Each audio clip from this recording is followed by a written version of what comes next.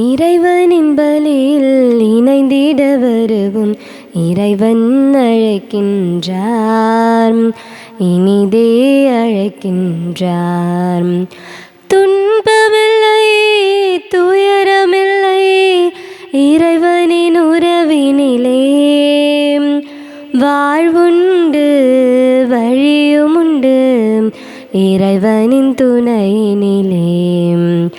அடிமை தலையிலிருந்து அன்று முன்னோரை மீட்ட தேவன், பாவத்தலையிலிருந்து நம்மை மீட்கவே அழைக்கின்றார். துன்பமில்லை, துயரமில்லை, இறைவனின் உறவினிலே வாழ்வுண்டு, வழியுமுண்டு, இறைவனின் துணையினிலே.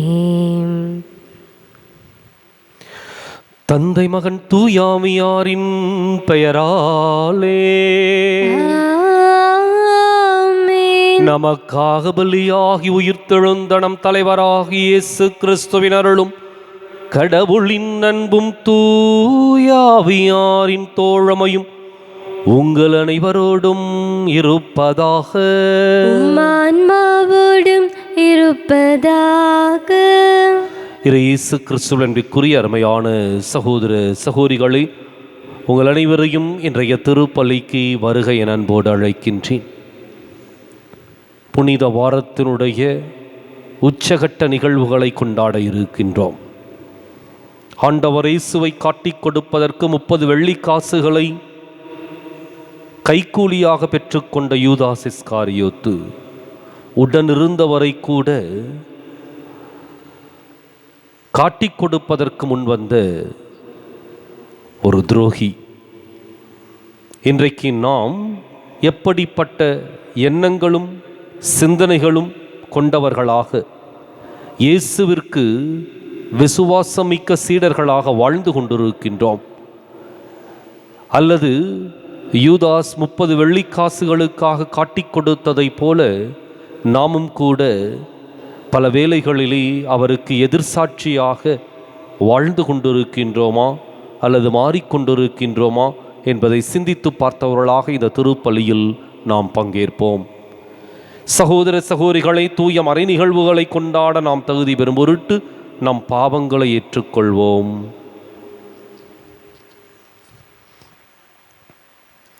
எல்லாம் வல்ல இறைவனிடமும் சகோதர சகோதரிகளை உங்களிடமும் நான் பாவியினை ஏற்றுக்கொள்கின்றேன். ஏனெனில் சிந்தனையாலும் சொல்லாலும் செயலாலும் கடமையில் தவறியதாலும் பாவங்கள் பல செய்தேன். என் பாவமே, என் பாவமே, என் பெரும் பாவமே.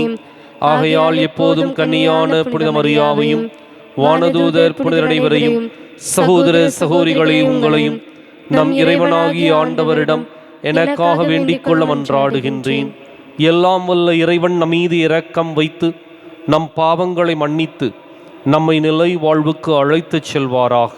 ஆமென். ஆண்டவரே இரக்கமாயிரும். ஆண்டவரே இரக்கமாயிரும். கிறிஸ்துவே இரக்கமாயிரும். கிறிஸ்துவே இரக்கமாயிரும்.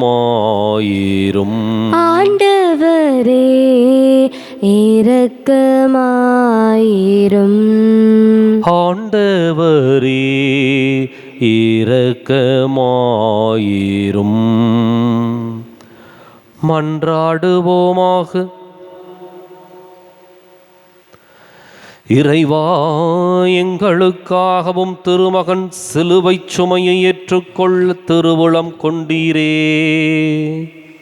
அதனால் எதிரியின் ஆதிக்கத்தை எங்களிடமிருந்து அகற்றி உம் அடியார்களாகிய நாங்கள் உயிர்ப்பின் அருளை அடையச் செய்வீராக. உம்மோடு தூயாவியாரின் ஒன்றிப்பில் இறைவனாய் என்றென்றும் வாழ்ந்து ஆட்சி செய்கின்ற எங்கள் ஆண்டவரும் உம் திருமகனுமாகிய இயேசு கிறிஸ்து வழியாக உம்மை மன்றாடுகின்றோம். ஆமென்.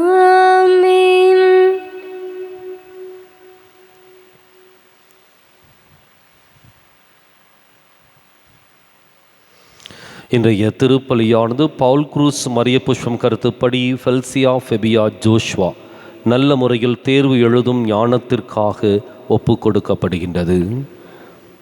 முதல் வாசகம். நிந்தனை செய்வோருக்கும் காரி உமிழ்வோருக்கும் என் முகத்தை மறைக்கவில்லை. இறைவாக்கினர் எசாயா நூலிலிருந்து வாசகம். 50ஆம் அதிகாரம் 4-9 முடிய இறைவார்த்தைகள். நலிந்தவனை நல்வாக்கால் ஊக்குவிக்கும் அறிவை நான் பெற்றிட ஆண்டவராகிய என் தலைவர் கற்றோனின் நாவை எனக்கு அளித்துள்ளார். காலைதோறும் அவர் என்னை தட்டி எழுப்புகின்றார். கற்போர் கேட்பது போல் நானும் செவி கொடுக்க செய்கின்றார். ஆண்டவராகிய என் தலைவர் என் செவியை திறந்துள்ளார். நான் கிளர்ந்தெழவில்லை, விலகிச் செல்லவும் இல்லை. அடிப்போருக்கு என் முதுகையும் தாடியை பிடுங்குவோருக்கு என் தாடையையும் ஒப்புவித்தேன். நிந்தனை செய்வோருக்கும் காரி உமிழ்வோருக்கும் என் முகத்தை மறைக்கவில்லை. ஆண்டவராகிய என் தலைவர் துணை நிற்கின்றார். நான் அவமானமடையேன். என் முகத்தை கட்பாறையாக்கிக் கொண்டேன். இழிநிலையை நான் அடைவதில்லை என்றறிவேன். நான் குற்றமற்றவன் என எனக்கு தீர்ப்பு வழங்குபவர் அருகில் உள்ளார். என்னோடு வழக்காடுபவன் எவன்? நாம் இருவரும் எதிரெதிரே நிற்போம். என் மீது குற்றம் சாட்டுபவன் எவன்? அவன் என்னை நெருங்கட்டும். இதோ ஆண்டவராகிய என் தலைவர் எனக்கு துணை நிற்கின்றார். நான் குற்றவாளி என தீர்ப்பிட யாரால் இயலும்? இது ஆண்டவர் வழங்கும் அருள்வாக்கு. இறைவனுக்கு நன்றி. பதிலுரை பாடல் பல்லவி.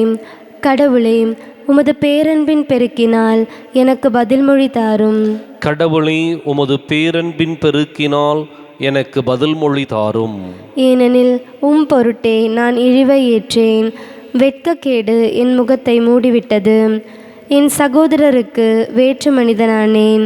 என் தாயின் பிள்ளைகளுக்கு அயலானானேன். உமது இல்லத்தின் மீது எனக்குண்டான ஆர்வம் என்னை எரித்துவிட்டது. உம்மை பழித்து பேசினவர்களின் பழிச்சொற்கள் என் மீது விழுந்தன. பல்லவி. கடவுளே, உமது பேரன்பின் பெருக்கினால் எனக்கு பதில்மொழி தாரும். கடவுளே, உமது பேரன்பின் பெருக்கினால் எனக்கு பதில்மொழி தாரும். பழிச்சொல் என் இதயத்தை பிளந்துவிட்டது. நான் மிகவும் வருந்துகின்றேன். ஆறுதல் அளிப்போருக்காக காத்திருந்தேன், யாரும் வரவில்லை. தேற்றிடுவோருக்காக தேடி நின்றேன், யாரையும் காணவில்லை. அவர்கள் என் உணவில் நஞ்சை கலந்து கொடுத்தார்கள். என் தாகத்துக்கு காடியை குடிக்க கொடுத்தார்கள். பல்லவி. கடவுளே, உமது பேரன்பின் பெருக்கினால் எனக்கு பதில்மொழி தாரும். கடவுளே, உமது பேரன்பின் பெருக்கினால் எனக்கு பதில்மொழி தாரும். கடவுளின் பெயரை நான் பாடி புகழ்வேன். அவருக்கு நன்றி செலுத்தி அவரை மாற்றிப்படுத்துவேன். எளியோர் இதை கண்டு மகிழ்ச்சி அடைவார்கள். கடவுளை நாடி தேடுகிறவர்களே, உங்கள் உள்ளம் ஊக்கமடைவதாக. ஆண்டவர் ஏழைகளின் விண்ணப்பத்திற்கு செவிசாய்க்கின்றார். சிறைப்பட்ட தம் மக்களை அவர் புறக்கணிப்பதில்லை. பல்லவி. கடவுளே, உமது பேரன்பின் பெருக்கினால் எனக்கு பதில்மொழி தாரும். கடவுளே, உமது பேரன்பின் பெருக்கினால் எனக்கு பதில்மொழி தாரும். ஆயின் தன் மந்தையை காப்பது போல ஆண்டவர் நம்மை காக்கின்றார். ஆயின் தன் மந்தையை காப்பது போல ஆண்டவர் நம்மை காக்கின்றார். பரம தந்தைக்கு கீழ்ப்படுகின்ற எங்கள் அரசரே, போற்ற பெருக.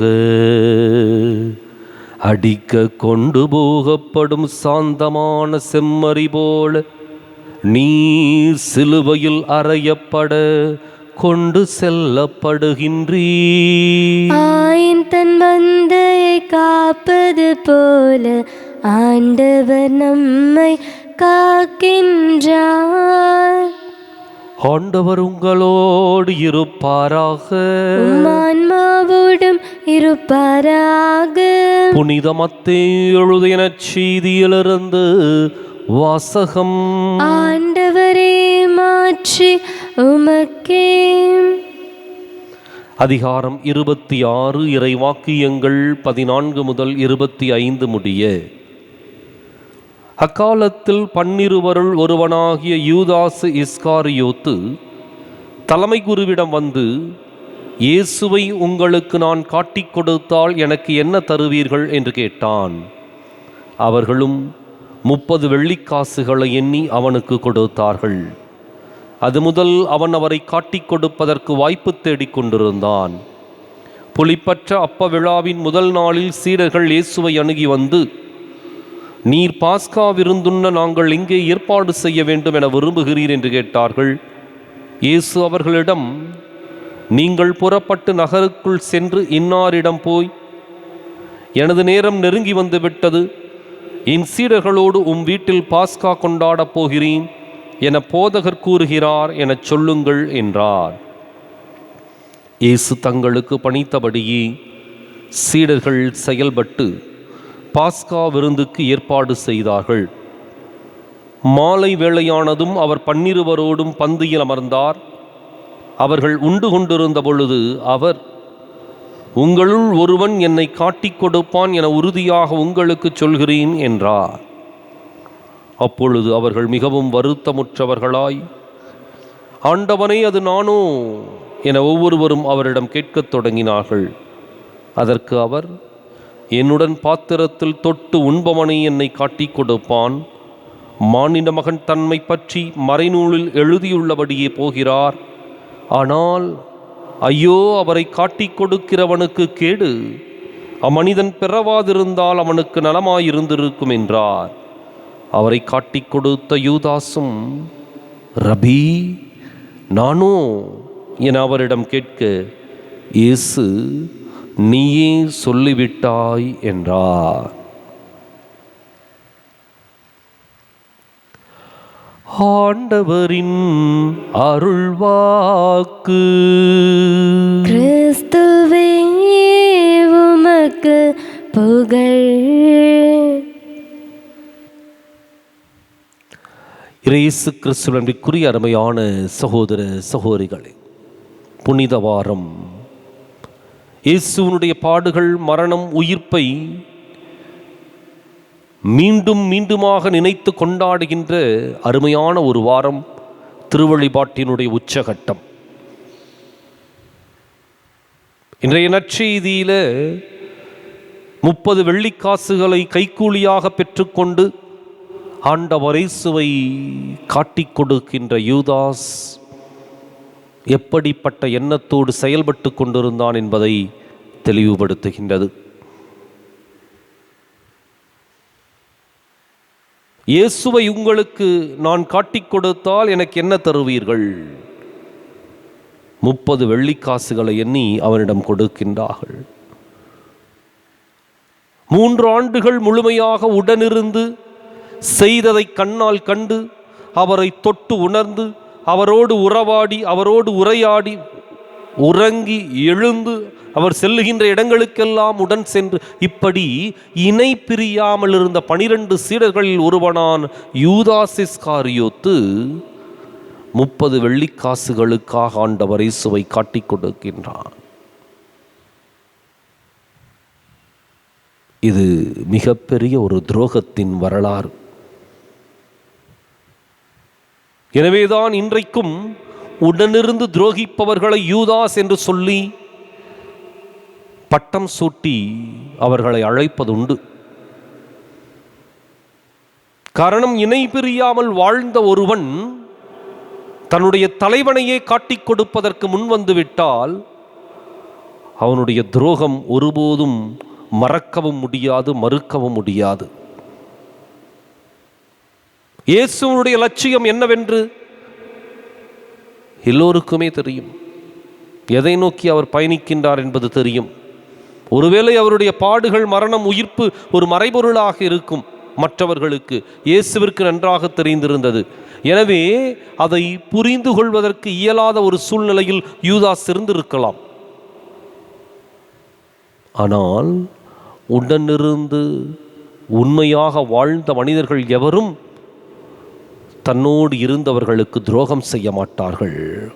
ஒரு துரோகத்தின் வரலாறு இந்த இடத்தில் ஆழமாக பதிவு செய்யப்படுகின்றது.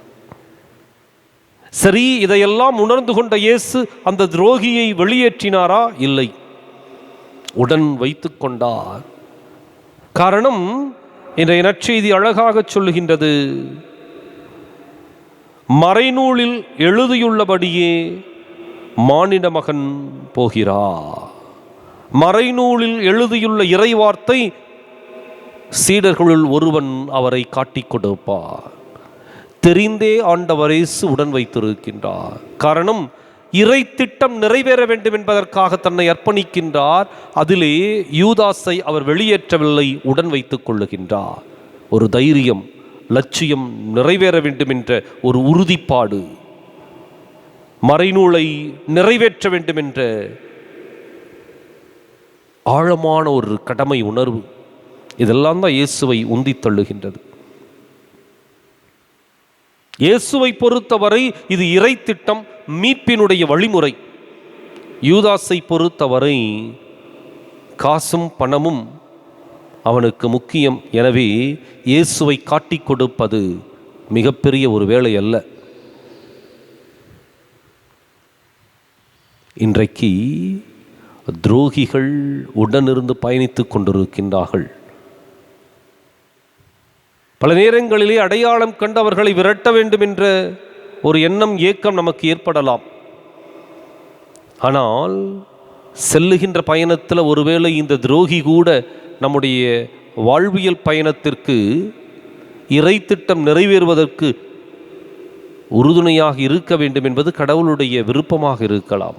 அதையும் நாம் கூர்ந்து நோக்க வேண்டும். பல நேரங்களிலே இவன் துரோகி என்று எனக்கு முன்பே தெரியவில்லையே என்று சொல்லி நாம் அங்கலாய்ப்போடு சொல்லி இருப்போம். இறை திட்டம் எதுவோ அது நிறைவேறி கொண்டிருக்கின்றது. நம்முடைய பயணம் முழுவதும் உண்மையான பயணமாக, நீதியின் பயணமாக, லட்சியத்தை நோக்கி இருக்க வேண்டும். இயேசுவை போல துரோகிகளை இனம் கண்டு கொண்டோமா? உண்மைதான். இந்த கேள்வி யதார்த்தமானது, இயல்பானது. காரணம், துரோகிகளை கருவறுத்தால் மாத்திரமே நம்முடைய பயணம் தடையின்றி கொண்டு செல்லப்படும். ஆனால் இயேசுவனுடைய அந்த மீட்பின் திட்டத்தில் துரோகியும் ஒரு கருவியாக பயன்படுத்தப்படுகின்றான். அதான் வித்தியாசம். துரோகியினால் ஆண்டவர் இயேசு அழிந்து போகவில்லை, அல்லது மீட்பின் திட்டம் சிதைந்து போகவில்லை. மாறாக அந்த துரோகியும் அந்த மீட்பின் திட்டத்தில், இயேசுவினுடைய லட்சிய பயணத்தில் ஒரு கருவியாக மாற்றப்படுகின்றான். அதான் கடவுளுடைய அற்புதமான ஒரு திட்டம். இன்றைக்கு நாமும் கூட ஐயோ எனக்கு துரோகம் செய்து விட்டார்களோ என்று சொல்லி நாம் ஆவேசப்படுவதுண்டு, அங்கலாய்ப்புப்படுவதுண்டு. இந்த துரோகி இல்லாமல் இருந்தால் என்னுடைய வாழ்க்கை சிறப்பாக இருந்திருக்குமே என்று சொல்லி உணர்ச்சி வசப்படுவதுண்டு. இன்றைக்கு அவற்றையெல்லாம் கடந்து சிந்தித்து பார்ப்போம். இறை திட்டம் எதுவோ அது நிறைவேறி கொண்டிருக்கின்றது. நிறைவேறுகின்ற இறை திட்டத்தில் சில நேரங்களில் சறுக்கல்கள் இருக்கும், வீழ்ச்சிகள் இருக்கும், தோல்விகள் இருக்கும். அதற்கு துரோகிகள் கூட உடந்தையாக இருப்பார்கள். அதை பற்றி கவலைப்பட தேவையில்லை. உடனிருந்து பயணிக்கின்ற உண்மையான உள்ளங்களை நாம் இனம் கண்டுகொள்வோம். துரோகிகள் நம்முடைய வாழ்க்கைக்கான வழித்துணையாக கடவுளுடைய திட்டத்தில் பயன்படுத்தப்படுவார்களை ஒழிய ஒருபோதும் அந்த துரோகம் நம்மை வெற்றி கொள்வதற்கு கடவுள் அனுமதிக்க மாட்டார். காரணம், நம்முடைய நம்பிக்கையும் நம்முடைய லட்சியமும் இயேசுவின் மீது இருக்க வேண்டும். இயேசுவின் லட்சிய பயணத்திலே நம்மை இணைத்து கொள்ளுகின்ற பொழுது எதிர்ப்புகள், ஏமாற்றங்கள், சவால்கள், தோல்விகள் எல்லாம் வரும். மாறாக அவற்றை கடந்து பயணிக்கின்ற பொழுது இந்த துரோகிகள் தாங்களாகவே விலகி ஓடுவார்கள். துரோகங்கள் கூட நம்முடைய வாழ்க்கையினுடைய வெற்றி படிக்கட்டுகளாக மாறும். படியேறி வருகின்றேன் தேவா, என்னை பலியாக்க வருகின்றேன் தேவா. நான் படியேறி வருகின்றேன் தேவா, படியேறி வருகின்றேன் தேவா. என்னை பலியாக்க வருகின்றேன் தேவா. நான் படியேறி வருகின்றேன் தேவா. மகனை பலியாக கேட்டாய், அபிரகம் மனமாற பலியாக்க வந்தார். மகனை பலியாக கேட்டாய். அபிரகம் மனமாற பலியாக்க வந்தார். மனதினை மாசின்றி கேட்டாய். நான் மகிழ்வோடு தருகின்றேன் உமக்கே.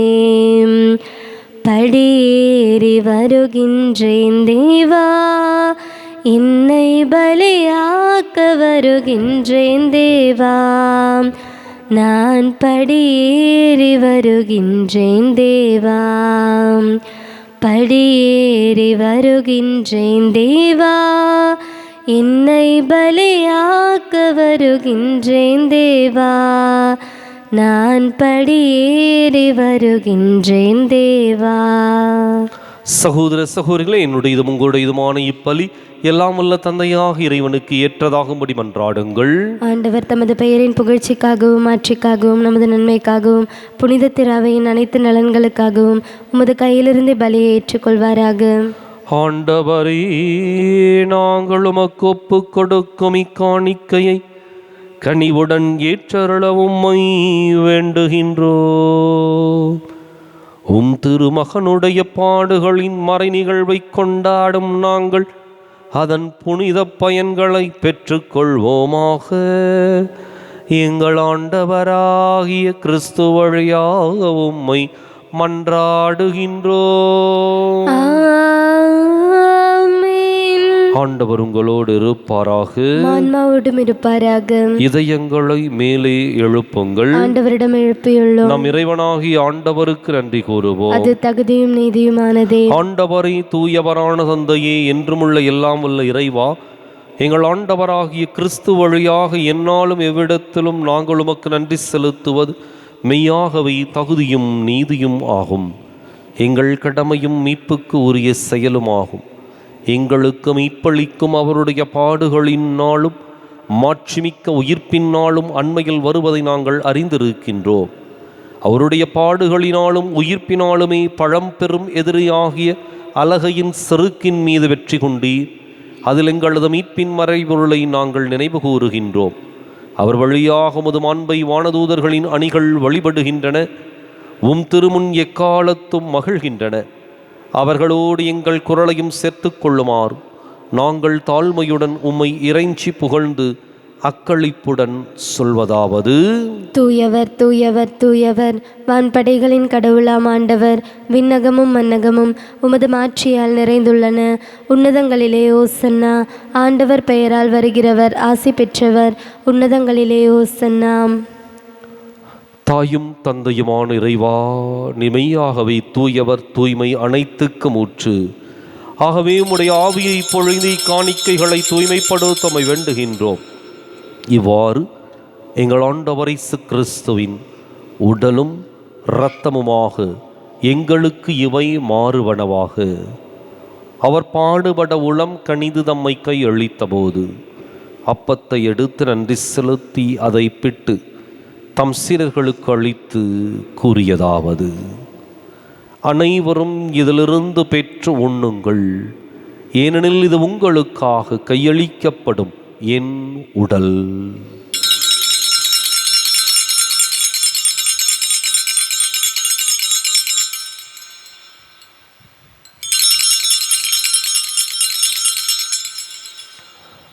அவன் நம்மை இரவு விருந்தை அருந்தியபின் கிண்ணத்தையும் எடுத்து மீண்டும் உமக்கு நன்றி கூறி தம் சீடர்களுக்கு அளித்து அவர் கூறியதாவது: அனைவரும் இதிலிருந்து பெற்று பருகுங்கள், ஏனெனில் இது புதிய நிலையான உடன்படிக்கைக்கு உரிய என் இரத்தத்தின் கிண்ணம்.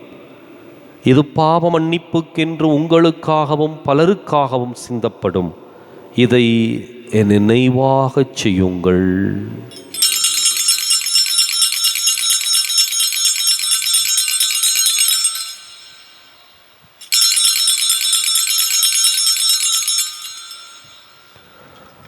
நம்பிக்கையின் மறை பொருள்: கிறிஸ்து மரித்தார், கிறிஸ்து உயிர்த்தார், கிறிஸ்து மீண்டும் வருவார். ஆகவே ஆண்டவரே, நாங்கள் கிறிஸ்துவின் இறப்பினையும் உயிர்ப்பினையும் நினைவு கூர்ந்து வாழ்வு தரும் அப்பத்தையும் ஈட்பளிக்கும் கிண்ணத்தையும் உமக்கு ஒப்புக் கொடுக்கின்றோம். உம் திருமுன் நின்று உமக்கு ஊழியம் புரிய தகுந்தவர்களை எங்களை ஏற்றுக்கொண்டீர். எனவே உமக்கு நன்றி செலுத்துகின்றோம். மேலும் கிறிஸ்துவின் உடலிலும் இரத்தத்திலும் பங்கு கொள்ளும் எங்களை தூய ஆவியார் ஒன்று சேர்க்க வேண்டுமென உம்மை தாழ்மையுடன் மன்றாடுகின்றோம். ஆண்டவரை, உலகெங்கும் பரவியிருக்கும் உமது திரு அவையை நினைவு கூர்ந்தருளும். எங்கள் தலைமை தந்தை பிரான்சிஸ், எங்கள் மறைமாவட்ட தலைமை தந்தை பீட்டர் பீர், எல்லா திருநிலையினராகிய அனைவரோடும் உமது திரு அவை அன்பில் நிறைவு பெறச் செய்தருளும். மேலும் உயிர்த்தெழும் எதிர்நோக்குடன் துயில் கொள்ளும் எங்கள் சகோதரர் சகோதரிகளையும் இறந்தோர் அனைவரையும் இரக்கத்துடன் நினைவு கூர்ந்து உமது திருமுக ஒளியினுள் ஏற்றருளும். எங்கள் அனைவர் மீதும் இரக்கமாயிரும். கடவுளின் கன்னித்தாயான புனித மரியா, அவருடைய கணவரான புனித யோசேப்பு, புனித திருத்தூதர்கள், இவ்வுலகில் உமக்கு உகந்தவராயிருந்தோர் ஆகிய புனிதர் அனைவருடனும் நாங்கள் நிலை வாழ்வில் பங்கு கொள்ளும் தகுதி பெற்று உம் திருமகன் இயேசு கிறிஸ்து வழியாக உம்மை புகழ்ந்தேத்தும் வரமருள உம்மை மன்றாடுகின்றோம்.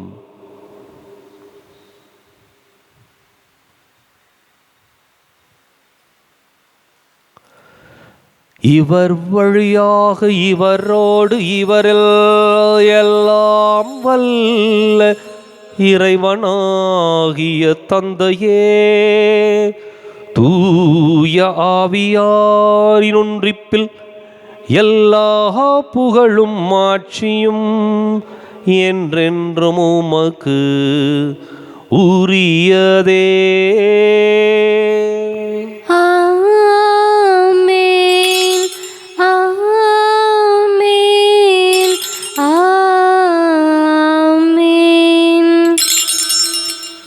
கடவுளை நம் தந்தையின் அழைக்க இயேசு நமக்கு கற்பித்தார். எனவே நாம் அனைவரும் இணைந்து துணிந்து சொல்லுவோம். விண்ணுலகில் இருக்கிற எங்கள் தந்தையே, உமது பெயர் தூயது என போற்ற பிறக, உமது ஆட்சி வருக. உமது திருவுளம் விண்ணுலகில் நிறைவேறுவது போல மண்ணுலகிலும் நிறைவேறுக. எங்கள் அன்றாட உணவை இன்று எங்களுக்கு தாரும். எங்களுக்கு எதிராக குற்றம் செய்வோரை நாங்கள் மன்னிப்பது போல எங்கள் குற்றங்களை மன்னியும். எங்களை சோதனைக்கு உட்படுத்தாதேயும், தீமையிலிருந்து எங்களை விடுவித்தருளும். ஆண்டவரை, தீமை அனைத்திலிருந்தும் எங்களை விடுவித்து எங்கள் வாழ்நாளில் அமைதியை கனிவுடன் அருளுமை மன்றாடுகின்றோம். உமது இரக்கத்தின் உதவியால் நாங்கள் பாவத்திலிருந்து எப்போதும் விடுதலை பெற்று யாதொரு கலக்கமும் இன்றி நலமாயிருப்போமாக. நாங்கள் எதிர்நோக்கி இருக்கும் பேரின்பத்துக்காகவும் மீட்பராக இயேசு கிறிஸ்துவின் வருகைக்காகவும் காத்திருக்கின்றோம். ஏனெனில் ஆட்சியும் வல்லமையும் ஆட்சியும் என்றென்றும் உமதே. ஆண்டவரை இயேசு கிறிஸ்துவை, அமைதியை உங்களுக்கு விட்டுச் செல்கின்றேன், என் அமைதியையே உங்களுக்கு அளிக்கின்றேன் என்றும் திருத்தூதர்களுக்கு மொழிந்தீரே.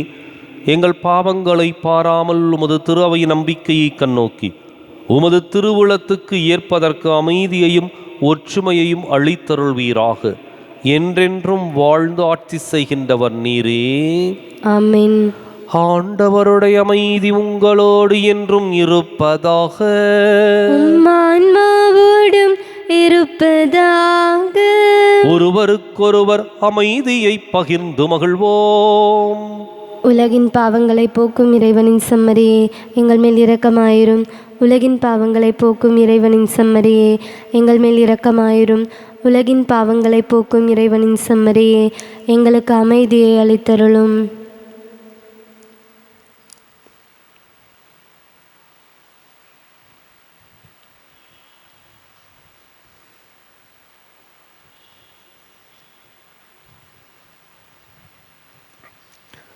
இதோ இறைவனின் செம்மறி, இதோ உலகின் பாவங்களை போக்குகின்றவன். இந்த செம்மறியின் விருந்துக்கு அழைக்கப் பெற்றோர் பேறு பெற்றோர். ஆண்டவரே, நீர் என் இல்லத்தில் எழுந்திரள நான் தகுதியற்றவள். ஒரு வார்த்தை மட்டும் சொல்லியருளும், எனது ஆன்மா நலமடையும்.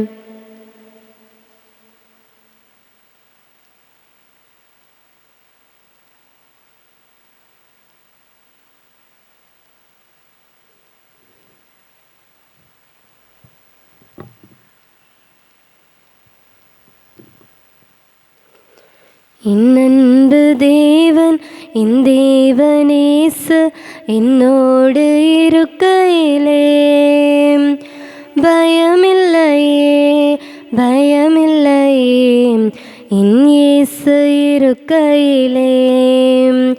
பயமில்லையே பயமில்லையே என் இயேசு இருக்கையிலே.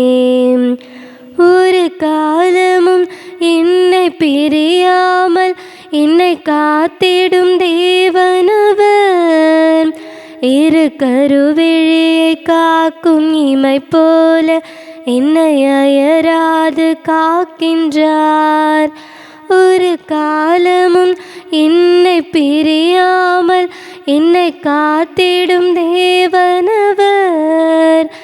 இரு கருவிழியை காக்கும் இமை போல என்னை அயராது காக்கின்றார்.